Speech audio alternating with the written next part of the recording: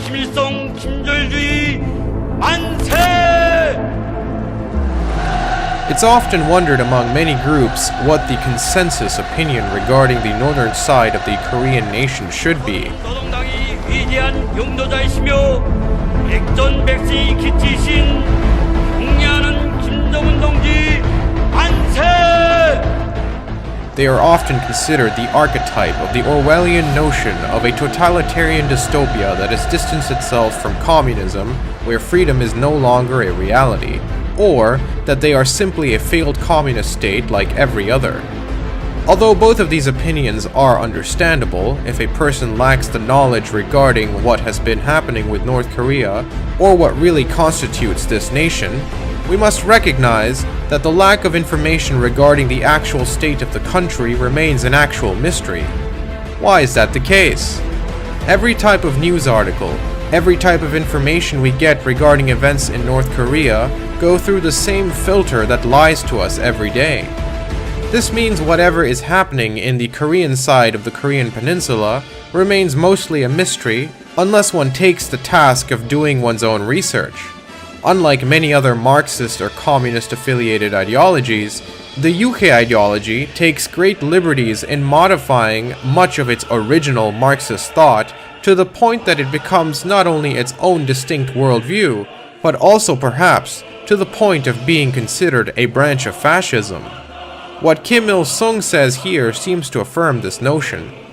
Quote, "An independent position means the fundamental stand of communists, having confidence in the strength of their own people and reasonably carrying through revolution in their country by their own efforts. Only when they maintain a firm, independent position in the revolutionary struggle can they formulate revolutionary lines and policies corresponding to the actual conditions in their country, safeguard and implement them thoroughly, and fight to the last for their country's revolution no matter the difficulties and hardships." End quote. The Juche idea promotes no other objective but the union of the Korean nation with its own type of philosophically Korean-based socialism, with the aim of struggling together in a meritocratic system for the improvement of social and national conditions, while remaining nationally independent and supporting its own type of nationalism, which remains internationalist, not because they don't value their borders or traditions, but because for Juche, internationalism that is, the collaboration of nations can't exist if nations as a whole disappear. Thus the existence of nationalism is necessary. Kim Jong-il gives his explanation in the following quote. Quote, "Nationalism does not conflict with internationalism. Mutual help, support, and alliance between countries and nations. This is internationalism. Every country has its borders, every nation has its identity, and revolution and construction are carried on with the country and nation as a unit. For this reason, internationalism finds its expression in the relationships between countries and between nations, a prerequisite for which is nationalism. Internationalism divorced from the concepts of nation and nationalism is merely an empty shell. A man who is unconcerned about the destiny of his country and nation cannot be faithful to internationalism. Revolutionaries of each country should be faithful to internationalism by struggling, first of all, for the prosperity of their own country and nation." End quote.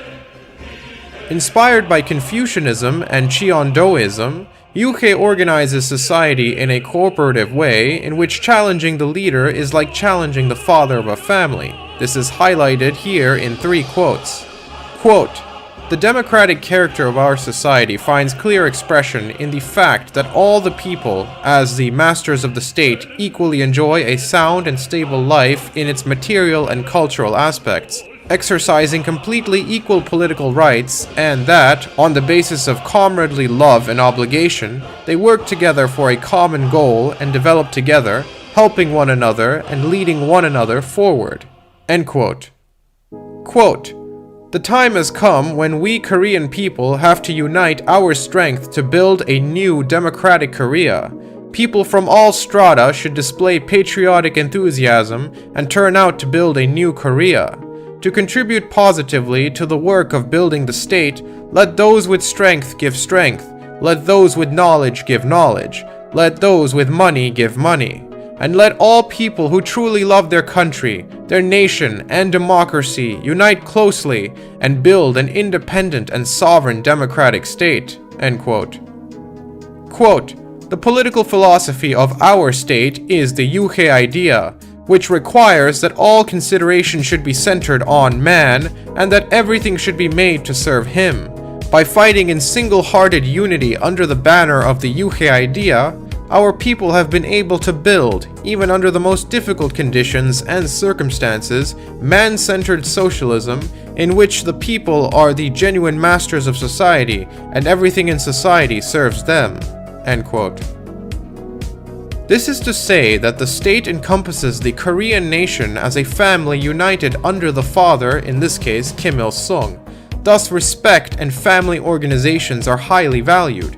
Juche thought, lacking in a universalist project and due to its high amount of idealism and spiritualism, separated itself from Marxist-Leninist thought, becoming its own type of Korean socialist nationalism. Furthermore, the Juche concept of the Great Mass Theory is a rejection of historical materialism. It instead is no different than Ikikita's National Socialism that propounded a synthesis of the emperor with the masses, a concept Juche understands with its supreme leader embodying the Korean nation. The false facade under a communist banner from the part of Kim Il-sung can be understood if one knows that after World War II the definition and understanding of fascism was heavily perverted to the point that even fascists would oppose such an ideology. This would lead to national liberation movements across the world to adopt the banner of communism, be it that they were actually communist or not. The biggest example of this event can be seen in the case of Fidel Castro, who would quote Mussolini and Hitler, and during the Cuban Revolution would carry the complete works of José Antonio Primo de Rivera, and would also engage in friendly relationships with figures such as Juan Perón, the fascist leader of Argentina, who would incidentally go on to say that people like Fidel Castro and Che Guevara were part of his own ideology, justicialism. For those curious about this, I would point to Zero Schizo's article in the Revolutionary Conservative called "Fascism as Root and Consequence of the Cuban Revolution." Like Cuba, North Korea is showing its true intentions below to be a facade. Another interesting point is the syndical structure of Cuba, showing another similarity to not just North Korea, but the national syndicalist nature of fascism in general. In the early policy of Juche, we find the corporatist goal of transforming the various classes into a cohesive state socialist/state capitalist entity. The quote, "socialist transformation of private trade and industry in Korea," Pyongyang 1977. Quote, "However, Kim Il-sungism differs from Maoism in rejecting the strategy of forming joint state capitalist, that is, joint state private, enterprises in favor of forming cooperatives in conjunction with the national capitalists." End quote. Quote, "Our country was the first to transform capitalist traders and manufacturers alongside socialist lines by using the cooperative economy. This is an original experience." End quote. Further, from Baek Bong, Volume 2, quote, "Comrade Kim Il-sung held that, different from some socialist countries, it was wholly unnecessary for the peaceful transformation of capitalist trade and industry to assume the form of state capitalism." End quote. The publication Understanding Workers' Party of Korea by the Foreign Language Publishing House in Pyongyang from 2016 also mentions this. Quote, "It also organized and led the socialist transformation of private commerce and industry, taking the characteristics of the country's capitalist commerce and industry into account. It set forth a policy of remolding those engaged in capitalist commerce and industry without expropriating them, and applied the way of involving them in various forms of the cooperative economy, thus realizing successfully the socialist transformation of private commerce and industry." As the socialist transformation of the outdated relations of production has been completed in the urban and rural areas, the socialist system was established in Korea in 1958." End quote. Another publication by the DPRK, titled 70 Years of Brilliant Leadership, also mentions the reorganization of the cooperative economy into the socialist organization, which is essentially the end goal of the corporate state. Quote, "Thanks to the WPK's correct lines and sagacious leadership suited to the specific conditions of the Korean Revolution, socialist cooperativization in the rural areas and socialist transformation of private trade and industry were accompanied in a smooth and thoroughgoing way in 4 to 5 years after the war. In this way, a socialist system was established in the DPRK." End quote.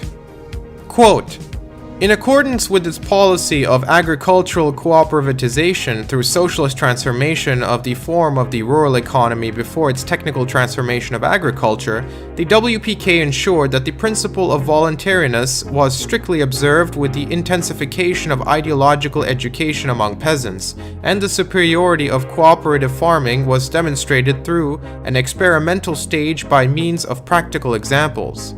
In the socialist transformation of private trade and industry too, it took into account the specific character of the capitalist trade and industry in the country, followed the road of transforming the private capitalist traders and industrialists instead of expropriating them, and carried it out successfully by involving them in different forms of the cooperative economy. With the comparison of the socialist reorganization of the relations of production in urban and rural areas in a short period of 4 to 5 years thanks to the WPK's wise leadership, an advanced socialist system where people were freed from exploitation and oppression was established in the northern half of Korea." End quote. So it all boils down to the Eastern Bloc and even North Korea adopting a variation of proto-corporatism to suit the conditions which they faced at the time. This puts Marxists in a genuine quagmire. If they want to claim corporatism to be synonymous with capitalism, they will have to claim that the entire Eastern Bloc and North Korea were capitalist from the start.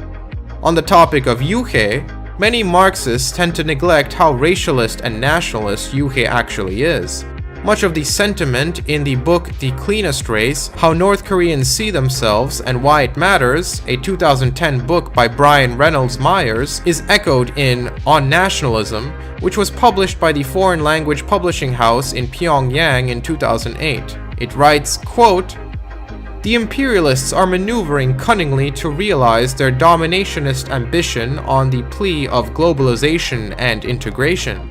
They claim that the ideal of building a sovereign nation-state or the love for country and nation is a national prejudice lagging behind the times, and globalization and integration are the trends of the times in the present situation when science and technology are developing rapidly and economic exchanges between countries are being conducted briskly on an international scale.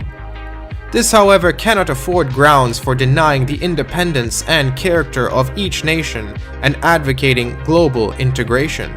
The masses of the people, the motive force of history, demand that the independence and character of their nation be defended and developed. Their aspiration and demand for independence grows stronger as dominionism and plundering are the incorrigible nature of imperialists, and, in particular, they have become arrogant enough to openly pursue domination of the world using force after the end of the Cold War. The development of science and technology and economic cooperation on a worldwide scale can be significant only when they contribute to the independent development of nations and the sustenance of their respective national characters. In the situation in which the sovereignty of a nation is violated and its national character obliterated, its economy can never develop, and even if it does develop, it can never bring benefit to its members. As science and technology develop and economic exchanges occur on a worldwide scale, the aspirations and demands of the masses to defend and develop the independence of their nations and national characters grows larger and louder. And accordingly, every country and nation carves out its destiny independently with its ideology, system, and culture. Such being the situation, there can never be a political, economic, ideological, and cultural integration of the world. The American maneuvers for globalization and integration are aimed at turning the world into what they call a free and democratic world styled after the United States, and thus bringing all countries and nations under their domination and subordination." End quote. Quote, "One should distinguish between true nationalism, which loves the nation and defends its interests, and bourgeois nationalism that advocates for the interests of the bourgeois class. The essence of nationalism is that the ideology reflects the feeling and psychology common to the members of a nation who yearn for independent development and prosperity of the nation and cherish the national character. Viewing nationalism by this criterion, it is clear that the bourgeois nationalism that reflects the exclusive and selfish demands and interests of the bourgeois class, not the common demands and interests of the nation, is a false version of nationalism that contradicts genuine nationalism. The interests of the bourgeois class, whose nature is selfishness, can never be the interests of the entire nation, but rather is a betrayal of the interests of the nation. Bourgeois nationalism reveals itself as national egoism, national exclusivism, and big power chauvinism in the relationship between countries and nations. It is reactionary in that it creates antagonisms and disagreements between countries and nations, and checks the development of friendly relations between the various peoples of the world. Kim Jong-il also gives a scientific clarification of the correct understanding regarding the relations between nationalism and communism, and between nationalism and internationalism. Since the socialist and communist movement is a revolutionary movement for realizing the independence of the masses of the people and their cause of independence that is carried out with the nation-state as a unit developed in close combination with the cause of revolution of foreign countries and nations, it can be said that one has a correct and comprehensive understanding of nationalism only when one has acquired a correct knowledge of the relations between nationalism and communism, and between nationalism and internationalism. It is wrong to view communism as incompatible with nationalism. Communism does not advocate only the interests of the working class. Communism, which makes the independence of the masses of the people, cannot materialize the class interests unless it is based on their love for their country and nation. Communism is an ideology of safeguarding not only the interests of the working class, but those of the nation as a whole. It is an ideology of genuine love for the country and nation. Nationalism, too, is an ideology of patriotism that advocates for the defense of the interests of the country and nation. Love for the country and the people is an ideological emotion common to communism and nationalism. Herein lies the ideological basis on which they can ally with each other. Therefore, it is wrong to pit one against the other and reject nationalism. Nationalism does not conflict with internationalism. Mutual help, support, and alliance between countries and nations, this is internationalism. Every country has its borders, and every nation has its identity, and revolution and construction are carried on with the country and nation as a unit. For this reason, internationalism finds its expressions in the relationships between countries and between nations, a prerequisite for which is nationalism. Internationalism, divorced from the concepts of nation and nationalism, is merely an empty shell. Any internationalism that checks the independent development of countries and nations is not true nationalism, because it only serves as a rationalization of the national egoism and chauvinism of big powers. Revolutionaries of each country should be faithful to internationalism by struggling first of all for the prosperity of their own country and their own nation. Those who are indifferent to the destiny of their country and nation cannot be faithful to internationalism. This poses itself as a more serious problem as the preceding revolutionary theories of the working class failed to give a correct explanation of it.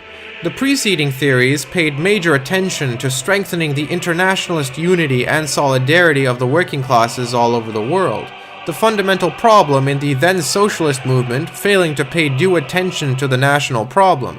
They went so far as to regard nationalism as an anti-socialist ideological trend because bourgeois nationalism was doing great harm to the socialist movement. They could not give a correct explanation of genuine nationalism, as they failed to distinguish genuine nationalism from bourgeois nationalism, and considered the relations between nationalism and communism, and between nationalism and internationalism, with bourgeois nationalism as a yardstick. This is why progressive people in the past rejected nationalism, considering it incompatible with communism and internationalism." End quote. This long excerpt from On Nationalism demonstrates the core principles of nationalism within the UK worldview, distancing itself from the strict internationalism of orthodox Marxism by arguing only through nationalism can internationalism be achieved. So while it does set itself apart from orthodox nationalism in that it is proletarian-oriented and not dismissive of internationalism, it still emphasizes the nation and well-being of a national character which Marxism seeks to destroy through internationalism. This is a contradiction that fascism corrected. To further substantiate this, The Principles of Life, published in 2018 by the Foreign Languages Publishing House, writes, quote, "If a man is robbed of his language, he becomes a fool, and if a nation is deprived of its language, it ceases to be a nation. It is recognized worldwide that the most important characteristics of a nation are a common language and ties of blood." End quote. Here we begin to see some of the more racialist undertones of Juche philosophy, which Rodong Sinmun from the Korean Central News Agency elaborates upon in his theory of the multiracial society. Quote, "A strange farce to hamstring the essential characters of the Korean nation and seek for multiracial society is now being held in South Korea.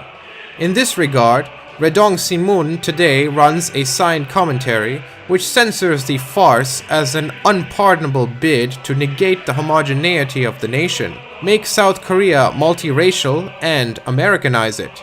To deny the peculiarities and advantages of the homogeneous nation, now that dominionism and colonialism are posing a threat to the destiny of weak nations, is a treacherous act of weakening the spirit of the nation."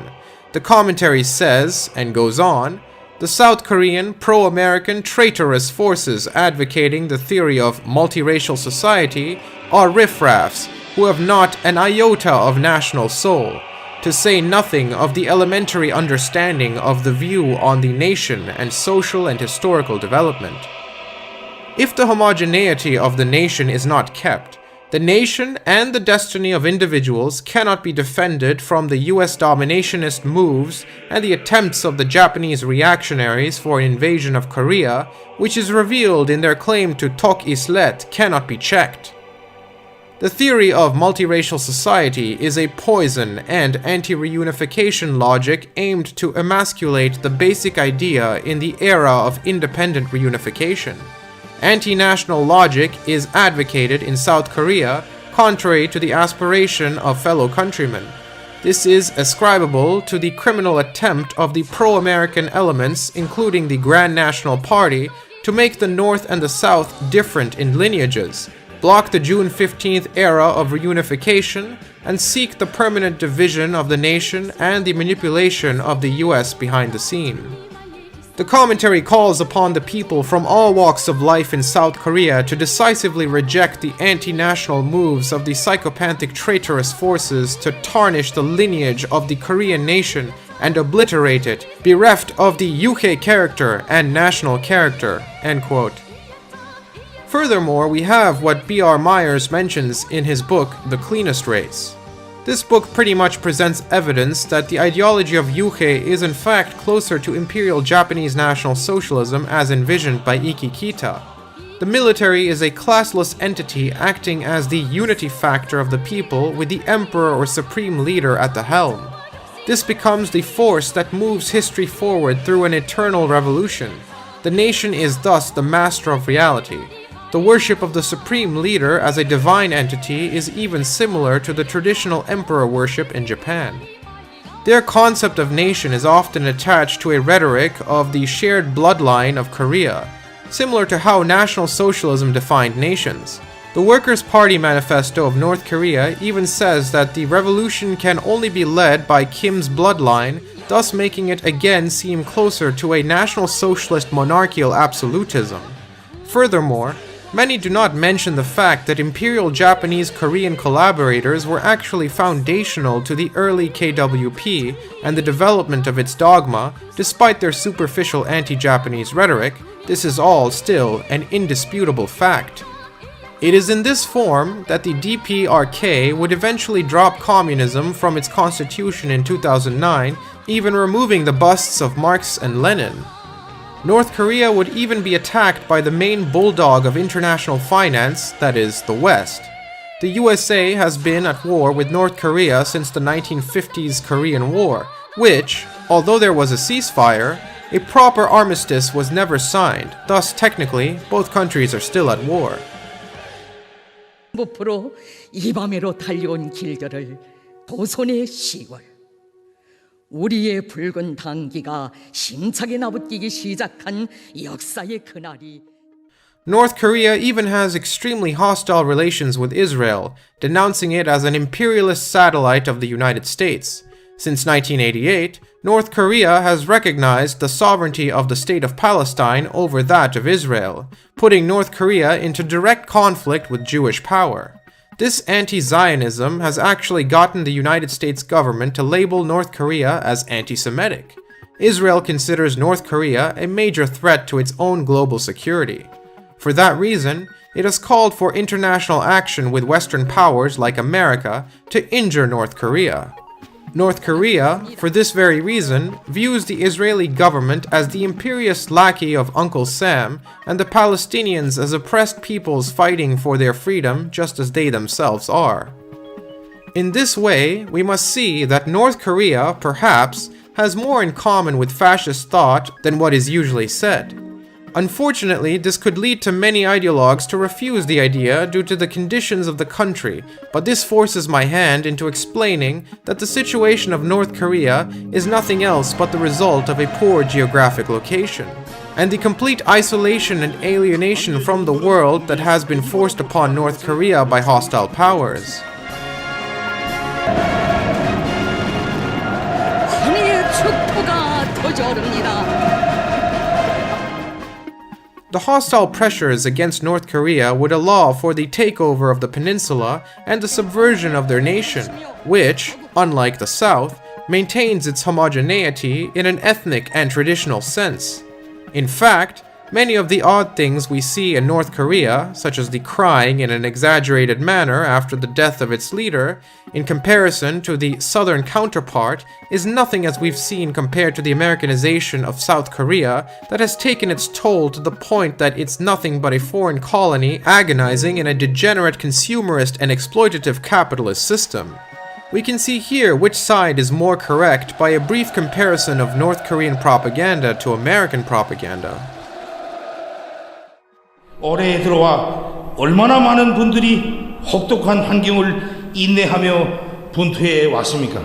가혹하고 장기적인 제재 때문에 모든 것이 부족한 속에서도 비상방역도 해야 하고 혹심한 자연 피해도 복구해야 하는 엄청난 도전과 난관에 직면한 나라는 우리나라뿐입니다. 한 명의 악성 비루스 피해자도 없이 모두가 건강해 주셔서 정말 고맙습니다. 전쟁 억제력을 계속 강화해 나갈 것입니다. 나는 우리의 군사력이 그 누구를 겨냥하게 되는 것을 절대로 원치 않습니다. 우리 스스로를 지키자고 키우는 것뿐입니다.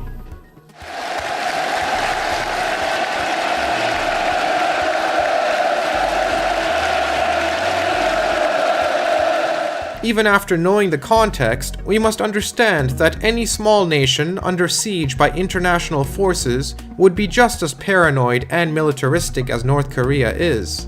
The Songun policy has allowed the enigmatic country to remain untouched, unlike countries such as Iraq and Libya, fascist nations that ended back in the Stone Age by the scream of freedom through the skies.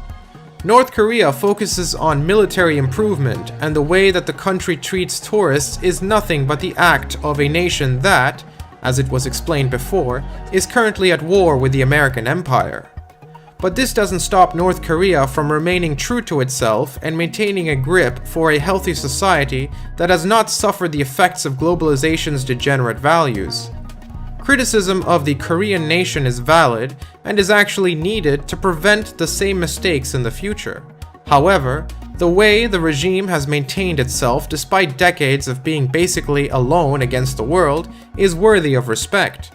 Whether we like it or not, the Democratic People's Republic of Korea is, along with Syria, a country that still resembles and represents fascist values being implemented in a total manner within a nation. The struggle of the Korean nation represents the resistance of a proletarian nation against global capitalism, even if we may not enjoy their methods in which they maintain their existence. This should beg the question, what would we do if we were the supreme leader in their situation? Keeping a poorly situated, small, lonely nation with a lack of resources and farming land, well nourished, while also being attacked and subverted by an international coalition that doesn't want anything but the total annihilation of your nation. Truly a question to reflect upon for many fascists, and we see that reflection here with a quote from the current supreme leader of the DPRK, Kim Jong-un. Quote, "Nothing is more precious than the people, as they constitute the foundation of the country, and nothing is more sacred than their interests." End quote.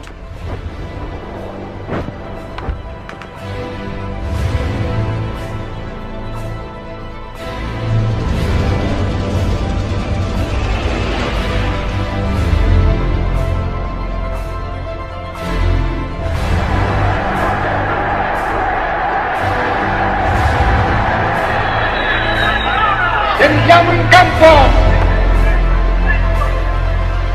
contro le democrazie plutocratiche e reazionarie dell'Occidente